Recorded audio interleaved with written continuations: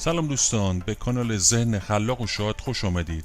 در این ویدیو قصد داریم در رابطه با علائمی که به شما میگوید کلیه‌هایتان دچار مشکل یا بیماری شده اید ویدیویی رو برای شما تهیه کردیم که امیدواریم مورد استفاده شما قرار بگیره. لایک کنید و اون رو با دوستان و همراهان خودتون هم سهیم بشید و فراموش نکنید که از ویدیوهای دیگر کانال ما هم دیدن کنید. بیماری کلیوی یکی از بیماری‌های خاموشه که در صورت عدم درمان ممکنه منجر به ناتوانی طولانی مدت یا حتی مرگ بشه. کلیه‌ها از مهمترین ارگان‌های بدن هستند و عملکرد مهمی رو بر عهده دارند. شاید با خودتون فکر کنید علائم مشکلات کلیوی واضح است، اما باید گفت که اینطور نیست و اغلب علائم نامحسوسه و این باعث تحریک شدن اونها میشه، چرا که ممکنه بیماری خیلی سریع پیشرفت بکنه و یا حتی فرد هم متوجه پیشرفت این بیماری نشه. در واقع بیماری کلیوی یکی از بیماری‌های خاموشه که در صورت عدم درمان ممکنه منجر به ناتوانی طولانی مدت یا حتی مرگ بشه. هنگامی که کلیه‌های شما توانایی دفع مایعات اضافی از بدن رو از دست میده، ممکنه این مایعات در قفسه سینه انباشته شده و باعث درد و فشار در این ناحیه بشه.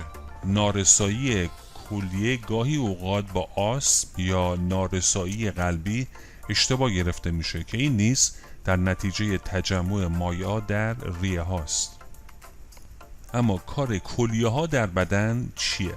کلاً کلیه ها در بدن وظایف زیر رو به عهده دارند: تصفیه و بازسازی خون.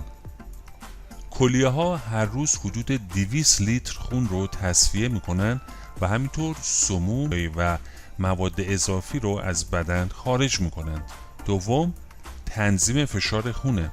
کلیه ها با تنظیم سطوح مایعات و الکترولیت ها در بدن و تولید برخی هورمون ها به تنظیم فشار خون کمک میکنن. مورد سوم، حفظ سلامت استخوان هاست. کلیه ها شکل فعال ویتامین دی را می سازند و کلسیم و فسفر موجود در بدن را متعادل می کنند و بدین ترتیب باعث تقویت استخوان ها میشن. مورد چهارم، تنظیم تولید گلبول های قرمز. کلیه ها هورمون هایی رو تولید می کنند که باعث تحریک استخوان ها برای تولید گلبول های قرمز میشه. گلبول های قرمز حامل اکسیژن در سراسر بدن هستند. اما علائم مشکلات کلیوی کدامند؟ نشانه های زیر میتونن علائم مشکلات کلیوی را به ما نشون بدن. تورم به خصوص در ساق پا و مچ پاها، دست، اطراف چشم و صورت ممکنه نشانه ای از وجود یک بیماری شدید کلیوی باشه. در واقع ادم یا همان احتباس مایعات میتونن به دلیل ناتوانی کلیه ها در دفع مایعات اضافی یا نمک و یا به دلیل نشت پروتئین از کلیه ها اتفاق بیفته. درد ناگهانی ممکنه در قسمت کمر یا پهلو ایجاد بشه که به قسمت جلوی بدن کشیده میشه. این درد میتونه نشانگر این موضوع باشه که شما به عفونت ادراری مبتلا هستید که به سمت کلیه ها هدایت شده و اونها را نیز آلوده میکنه. درد خیلی شدید میتونه یکی از علائم سنگ کلیه نیز باشه. تغییرات ظاهری ادرار. ممکنه ادرار قهوه‌ای یا قرمز به نظر برسه و این نشون میده که حاوی خونه. وقتی کلیه ها به هر دلیل آسیب ببینن، از جمله بیماری کلیوی، سنگ کلیه، سرطان، کیست یا التهاب کلیه، باعث ضعیف شدن کلیه ها و نشت خون میشه. ادرار کف آلود نیز میتونه نشان دهنده نشت پروتئین در کلیه باشه. مورد بعدی خستگی و احساس ضعف. کمبود آهن میتونه مقصر این امر باشه. در واقع یکی از کارهای کلیه تولید گلبول‌های قرمزه و وجود بیماری پیشرفته کلیه میتونه کلیه ها رو از تولید اریتروپویتین، هورمون تنظیم کننده تولید گلبول‌های قرمز، باز داره و این امر میتونه منجر به کمخونی بشه و از اونجا که گلبول‌های قرمز خون اکسیژن رو به قسمت‌های مختلف بدن منتقل می‌کنند. بنابراین در صورت کمبود اون اکسیژن به اندام‌ها و مایچه‌های اصلی نمیرسه و باعث خستگی میشه. یکی دیگر از دلایل احتمالی احساس خستگی تجمع مایعات اضافی، سموم و ناخالصی‌های موجود در خونه که اون هم در نتیجه وجود مشکل در کار کلیه هاست. مورد بعدی پیچ‌خوردگی یا گرفتگی ناگهانی عضلات است. تجمع سموم در گردش خون میتونه باعث گرفتگی ناگهانی عضلات بشه. این مشکل ممکنه نشانه یک بیماری پیشرفته کلیوی باشه. مورد بعدی گیجی و سردرگمی است. گیجی و سردرگمی نیز یکی از علائمی است که میتواند چندین دلیل مرتبط با بیماری‌های کلیوی داشته باشه. برای مثال مقادیر کم آهن ممکنه منجر به مشکلات شناختی یا سرگیجه باشه، زیرا تعداد کمتری گلبول قرمز وجود داره که اکسیژن رو به مغز شما منتقل کنه.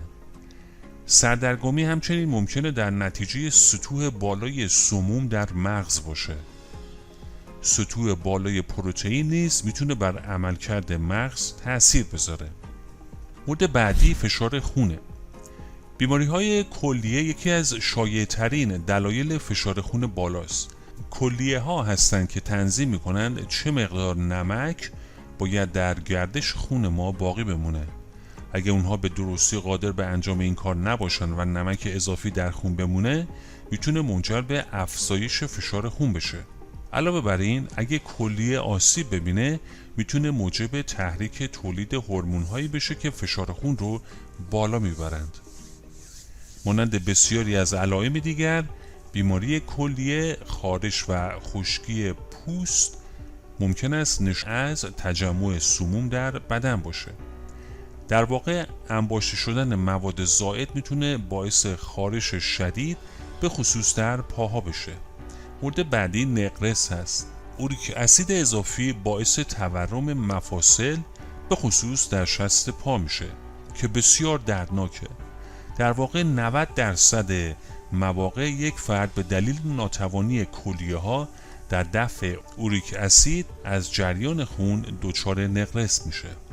عفونت‌های تکرار شونده دستگاه ادراری ممکنه به علت سنگ‌های کلیوی ایجاد بشه. عفونت‌های دستگاه ادراری خطر ابتلا به عفونت کلیه رو افزایش میده که در صورت عدم درمون میتونه به کلیه ها آسیب برسونه. مورد بعدی تنگی نفسه. هنگامی که کلیه ها توانایی دفع مایعات اضافی از بدن رو از دست میدن ممکنه این مایع ها در قفسه سینه انباشته بشه و باعث درد و فشار در این ناحیه بشه.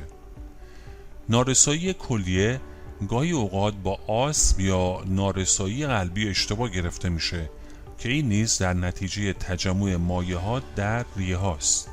مورد بعدی درد عضلانی و تپش قلبه. یکی از وظایف کلیه ها حفظ تعادل مواد معدنی در خونه. مواد معدنی مانند پتاسیم، کلسیم و سدیم که به عنوان الکترولیت شناخته میشه در عملکرد عضلات نقش اساسی دارند. یکی از وظایف اصلی پتاسیم کنترل نحوه واکنش و انقباض عضلاته. بنابراین اگه سطح پتاسیم به دلیل عملکرد نادرست کلیه خیلی زیاد شود میتونه منجر به درد عضلانی و تپش قلب بشه. مورد بعدی بوی بد دهانه که به علت وجود تب فلزی و آمونیاک میباشه که معمولا هنگامی اتفاق میفته که کلیه های شما مواد دفعی و سموم رو به خوبی از خونتان خارج نمی کنند. علاوه بر این سموم میتونه مغز رو به روشی تحت تاثیر قرار بده که باعث تهوع یا استفراغ بشه. در این شرایط تهوع صبحگاهی دیده می شود که در روز بهتر می شود. و آخرین مورد مشکلات خواب هست. تجمع سموم در مغز میتونه موجب سخت به خواب رفتن و اختلالات خواب مانند آپنه حتی در بیمارانی که اضافه وزن ندارند شود و کمخونی ناشی از بیماری کلیه نیز میتونه خطر ابتلا به سندروم پای بیقرار رو افزایش بده. دوستان عزیز، از شما تشکر میکنیم که تا پایان این ویدیو با ما بودید. لطفاً ویدیو ما رو لایک کنید و اونو به دوستان و عزیزان خودتون هم معرفی کنید. همینطور فراموش نکنید که از ویدیوهای دیگر کانال ما هم بازدید کنید. امیدواریم که همیشه شاد و سلامت